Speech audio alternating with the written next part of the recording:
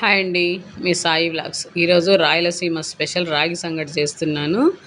దీంట్లో కాంబినేషన్గా మునక్కాయ పులుసు చేస్తున్నాను. భలే టేస్టీగా ఉంటుంది.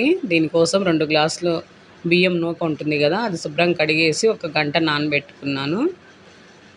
ఎసురు ఇలా కొలత పెట్టుకోవాలి. లేదంటే 1 గ్లాసు బియ్యానికి 3 గ్లాసులు నీళ్ళు లెక్క పోసుకోవాలి. 6 గ్లాసులు నీళ్ళు పోసాను. రాగులు పిండి బట్టి పెట్టుకున్నాను. ఇప్పుడు అది అన్నం పొంగొచ్చిన తర్వాత మనం మధ్య మధ్యలో కలుపుకుంటూ ఇలా మెత్తగా ఉడికించుకోవాలి.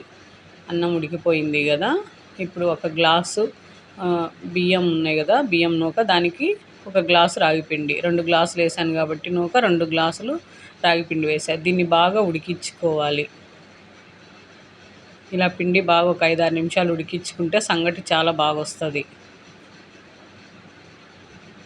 ఇలా ఒక 5 నిమిషాలు ఉడికిపోయిన తర్వాత తెడ్డు ఉంటే తెడ్డు, లేదంటే నేను పప్పు కర్రతో ఎనుపుతున్నాను. ఇలా బాగా మెత్తగా ఇట్లా కలిపేసుకోవాలి. రాగి పిండి బాగా ఉడికిందంటే ఉండగట్టదు. ఇట్లా కలిపేసుకున్న తర్వాత 1 నిమిషం వేడి మీద ఉంచుకోవాలి. ఏమైనా తడి అట్లా ఉంటే పీల్చేసుకుంటుంది.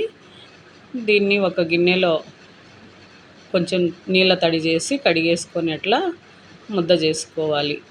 గిన్నె తడి చేసుకుంటే అడుగంటుకోకుండా ఉంటుంది. ఇట్లా రాగి ముద్దలు చేసేసుకోవాలి. అంతేనండి, సింపుల్ రాగి సంగటి. ఇది ఆరోగ్యానికి కూడా చాలా మంచిది, పిల్లలకు పెద్దలకు. ఇలా పులుసు కూరలు చేసుకుంటే రాగి సంగటిలోకి సూపర్ టేస్ట్ ఉంటుంది.